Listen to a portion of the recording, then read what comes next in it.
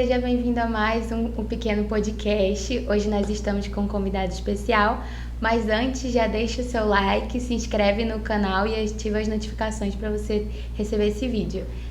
Hoje nós estamos com a convidada, vamos receber a promotora de justiça Romina Carmen Brito Carvalho.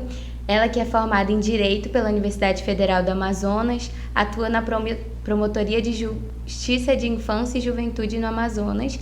Também é coordenadora do Centro de Apoio Operacional da Infância e da Juventude do MPAM e membro da Comissão Permanente da Infância e Juventude do Grupo Nacional de Direitos Humanos.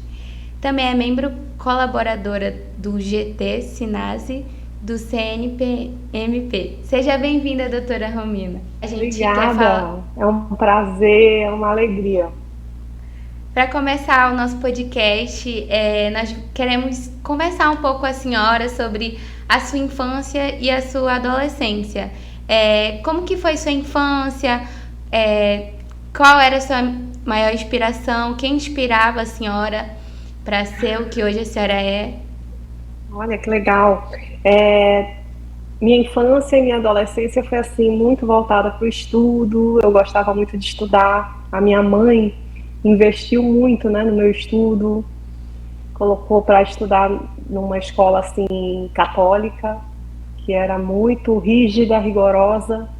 Então eu passei minha infância e minha adolescência toda muito dedicada aos estudos. A minha mãe dizia que eu tinha que passar num concurso público, então eu já fui assim desde pequenininha ensaiada para estudar, passar no concurso público, muito disciplinada.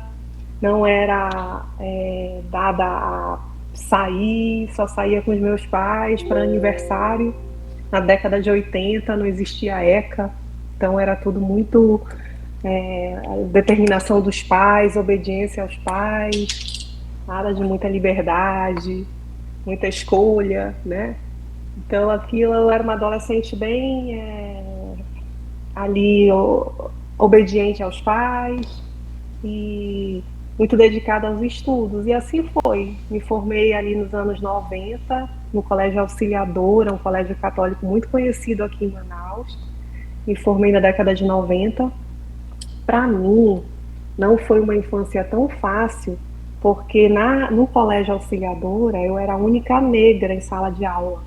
Então eu tinha que me dedicar muito para mostrar ali para as minhas coleguinhas todas muito brancas e ricas, que eu era dedicada, que eu era esforçada. Isso daí, na verdade, mais me motivou do que me deixava triste. Eu me motivava, porque aí que eu me esforçava, aí que eu estudava, porque eu queria mostrar para elas que eu era capaz. E eu estudava muito e tirava notas boas, porque eu queria, aquilo dali para mim era um desafio. Então, passei no vestibular, logo em seguida a faculdade, e até hoje, para mim é um desafio isso. Para mim, a minha representatividade é essa. É mostrar para todos que a gente, desde a minha mãe, né? A minha mãe já foi assim também. A minha mãe, ela era contadora dos Correios, e aí veio e passou para mim esse sangue aí dessa luta, dessa batalha. E aí agora eu promotora de justiça, e assim passo para minha filha. A minha filha está agora fazendo prova lá no colégio dela, né? Ela estuda, e eu digo para ela, vai, faz prova, tira nota boa, passa num bom concurso. Uma geração passando para outra. E eu faço isso também com os adolescentes hoje que eu trabalho. Eu faço esse trabalho com os adolescentes voltados também para dar essa motivação. Estudem, vocês conseguem, vocês vão conseguir. É isso. Já que nós entramos nesse tópico, né, de ajudar os jovens, a incentivar esses jovens, como que a senhora ajudaria um jovem a não desistir dos estudos, mesmo tendo dificuldades, mesmo tendo problemas? Como que a senhora ajudaria? É muito difícil porque eu tive apoio da minha família, né? Em toda a minha jornada nunca faltou ali o alimento para mim, nunca faltou a minha família para me apoiar. Então é uma jornada diferente que eu vejo de muitas famílias, ou de muitos jovens que não têm aí, que vivem em vulnerabilidade. Então, realmente, o estado de vulnerabilidade torna tudo mais difícil, mas é claro que existem pessoas para ajudar. Então, o conselho que eu dou é estar sempre próximo de pessoas que possam lhe ajudar, né? Nunca ficar sozinho, buscar sempre pessoas e um apoio, porque existe sim uma rede de apoio, sempre, sempre, sempre vai existir pessoas ao redor e uma rede de proteção para esses adolescentes que possam lhe ajudar a conquistar seus objetivos. E aí o resto é com você. Procura essa rede de apoio e o resto é com você. O seu objetivo pessoal é estudo, é dedicação, tem que passar horas mesmo dedicado. Agora falando mais um pouco sobre a sua carreira, né?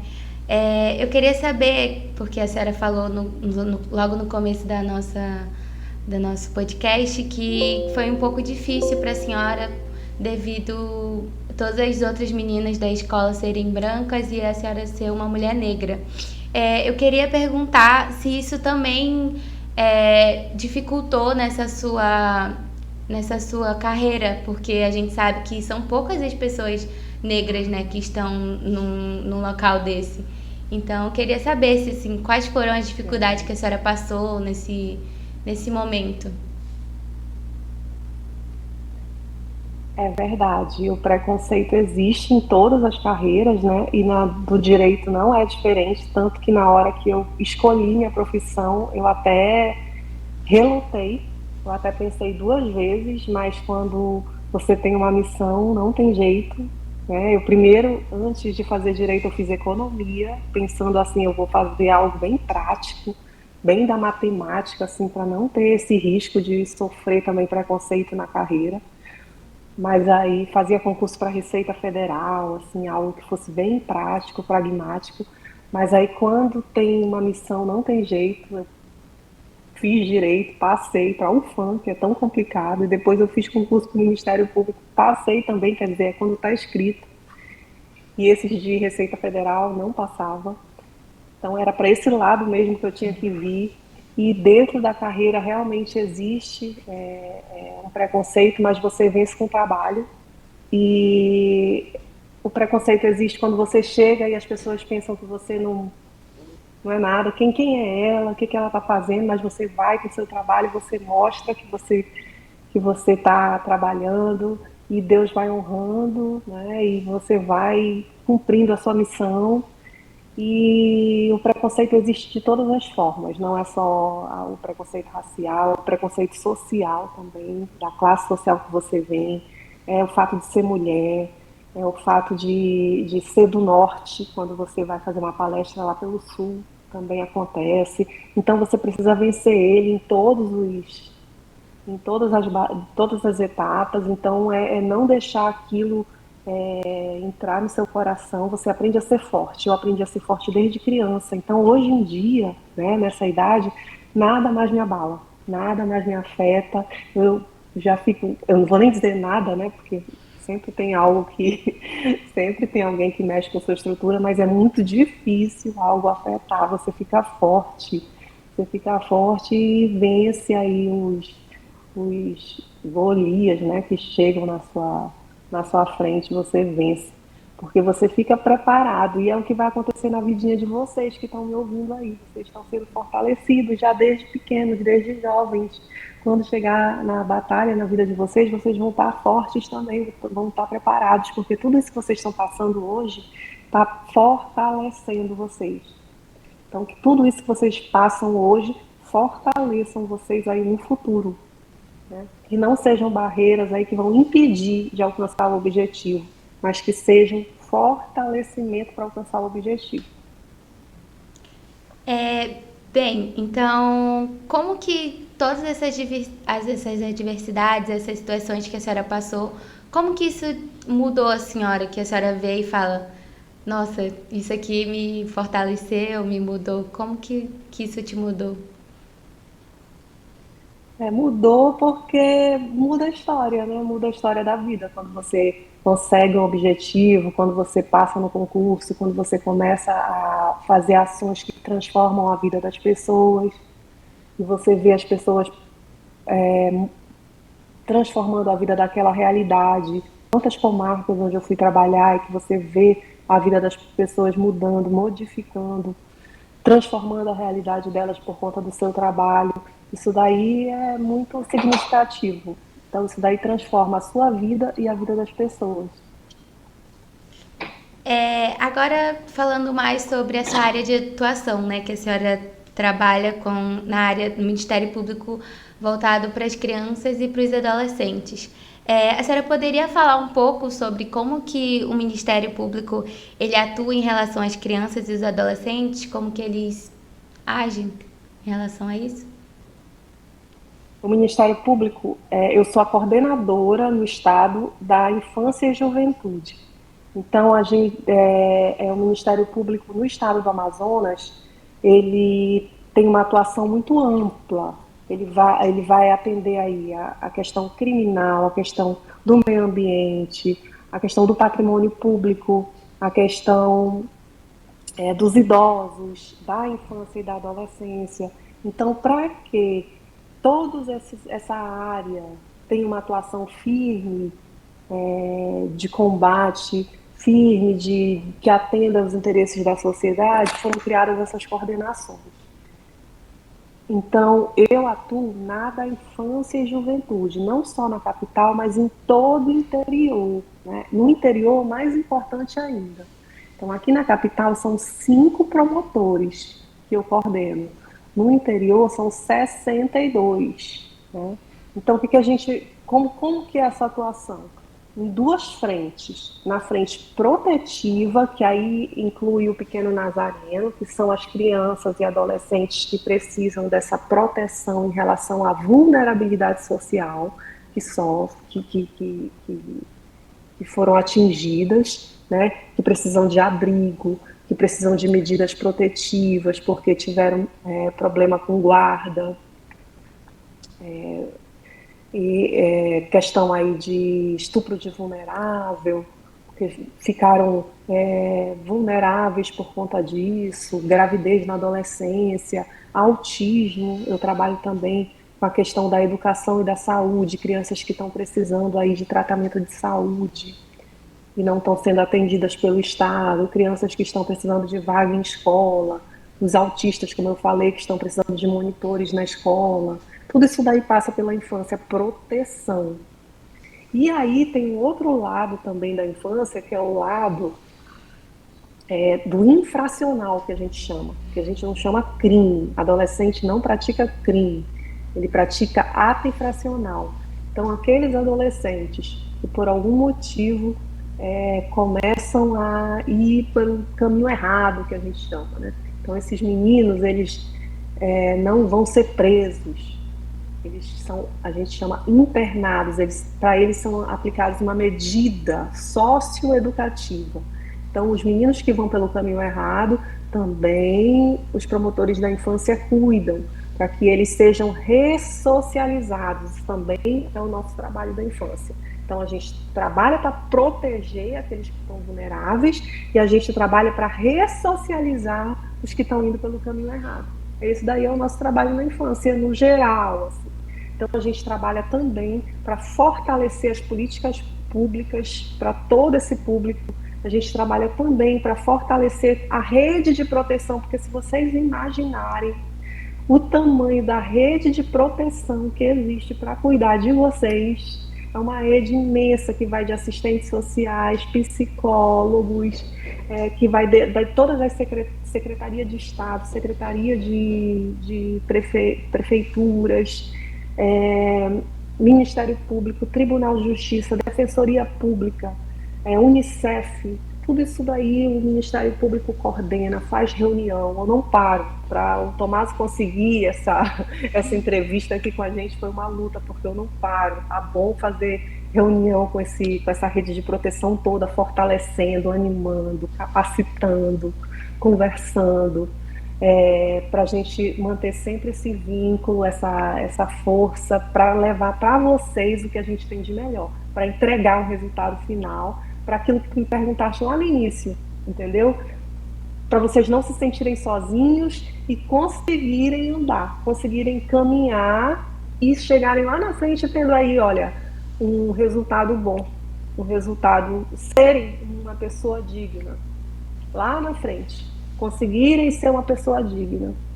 É esse daí o nosso trabalho final, o nosso objetivo final. A gente trabalha, trabalha, trabalha para isso, para que cada um de vocês consiga lá na frente atingir essa resposta final de conseguir ser uma pessoa digna, né? Conseguir realizar os objetivos de vocês. Mas para isso é uma rede grande que precisa aí de todo o Ministério Público ter esse trabalho de fiscalizar a atuação de toda essa rede. Me surgiu uma dúvida agora, né, aqui. É, existe um motivo especial, porque a gente sabe que no direito existem várias áreas de atuação, né? Eu queria saber se existe algum motivo especial para a senhora trabalhar nessa área, a senhora estar nessa área de atuação, cuidando ali das crianças e dos adolescentes. É vocação. Vocação. Desde de adolescente, eu trabalho como catequista na igreja. Então, eu já gostava de trabalhar com criança.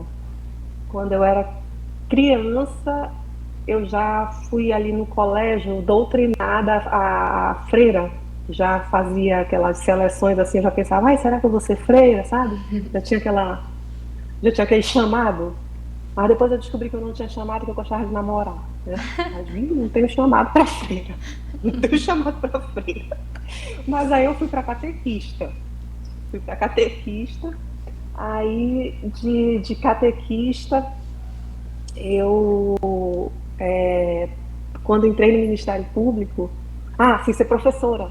Fui ser professora, meu primeiro trabalho. Meu primeiro trabalho foi dar aula no IEA, não sei se vocês conhecem, Instituto de Educação, Sim, sim. fica ali no centro.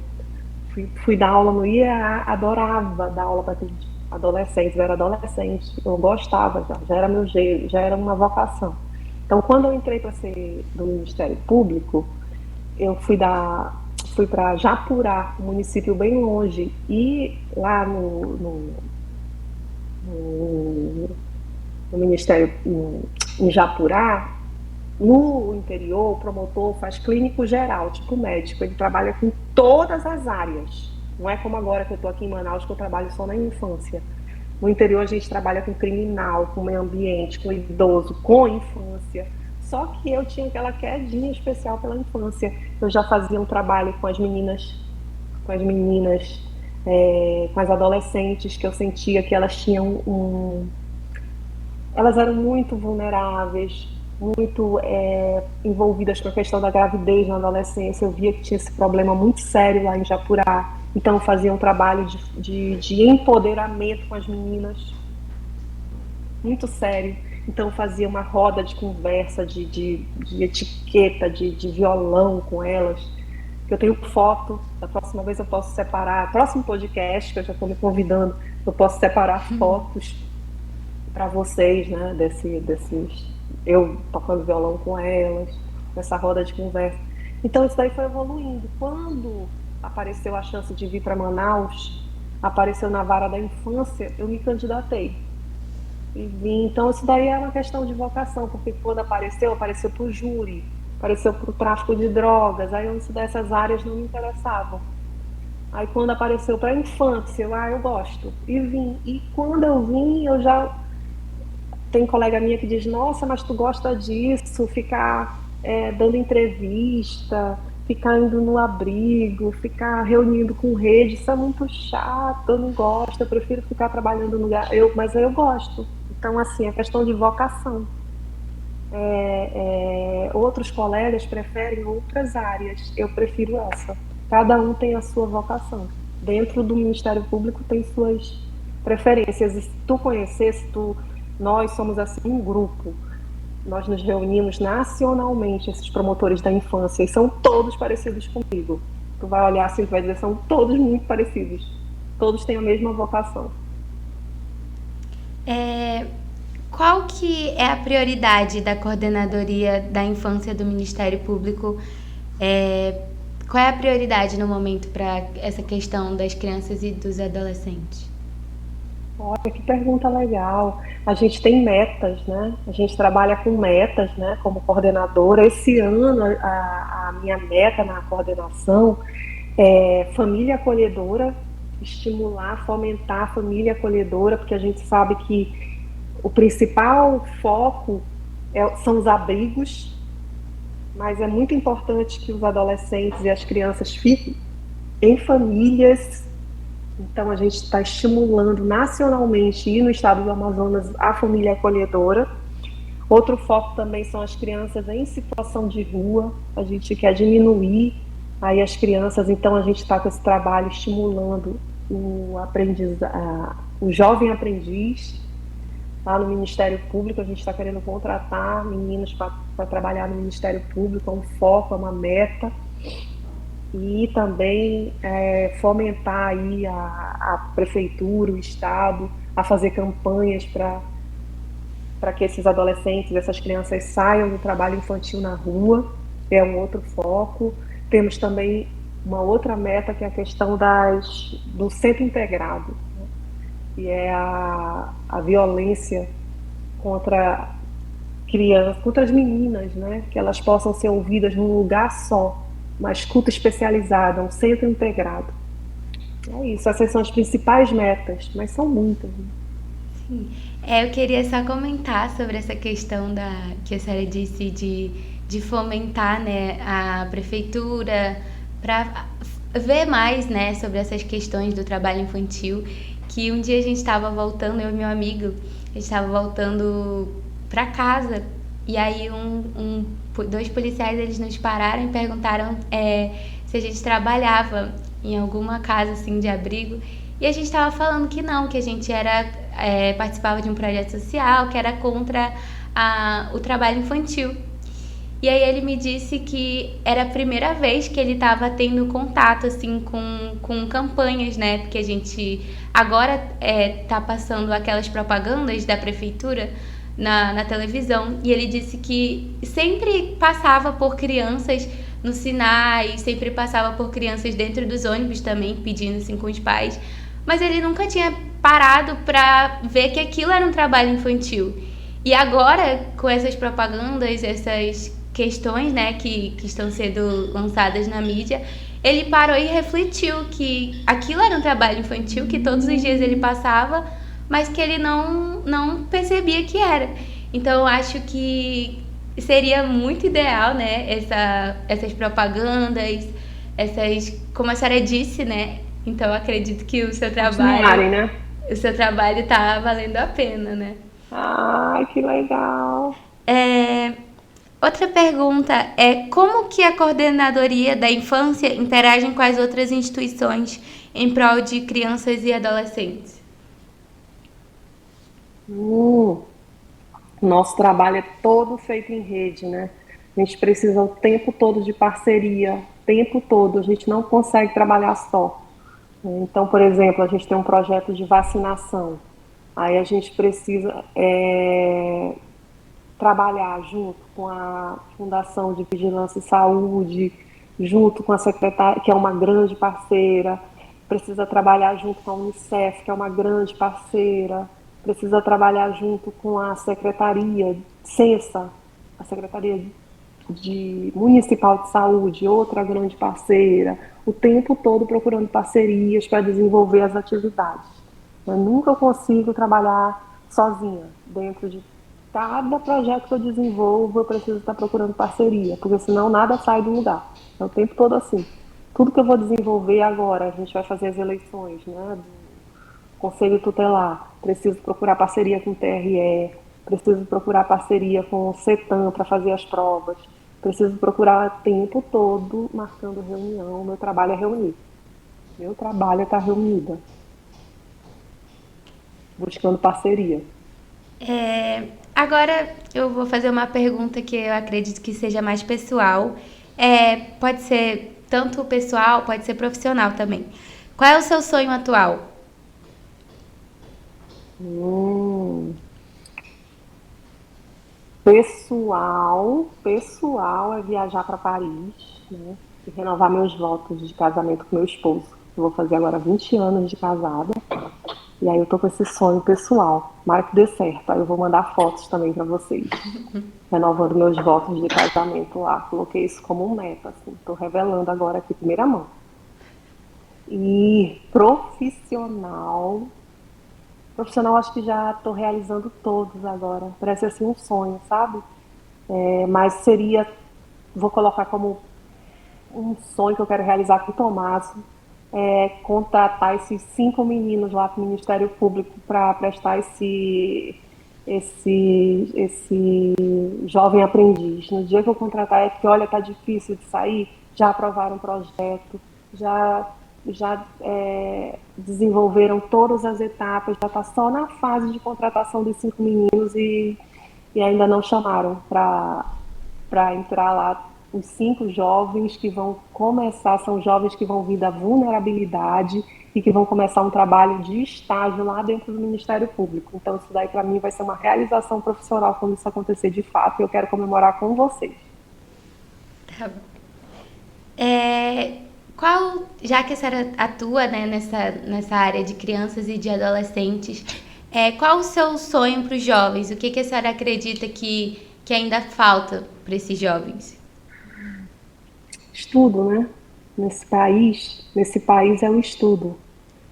Eu vejo pela minha filha, né? Eu vejo minha filha que tem todas as possibilidades possíveis, porque eu dou para ela, estuda muito pouco, então por ela eu vejo os demais, né? O quanto está faltando, o quanto há necessidade aí de mais cultura, estudo. Esse país está muito, muito fraco em cultura, em estudo. Os jovens estão muito aí perdidos com rede social, perdidos aí com uma cultura esquisita, estranha que está vindo aí pelo mundo. Então é dedicação mesmo à cultura, a um estudo melhor. É isso que eu vejo. É isso que eu queria, que eu sonhava. Bom, eu quero agradecer sua participação aqui no nosso podcast, por a senhora ter retirado um tempo, né, que a senhora é bastante ocupada, para participar aqui do nosso programa, do nosso podcast. Muito obrigada, viu, pela sua participação. Para mim foi um carinho muito grande estar aqui com vocês. Vocês são muito, muito, muito especiais para mim. Todos vocês. É isso, muito obrigada. Obrigada. Obrigada também. Não esqueça de deixar o seu like e se inscrever no canal.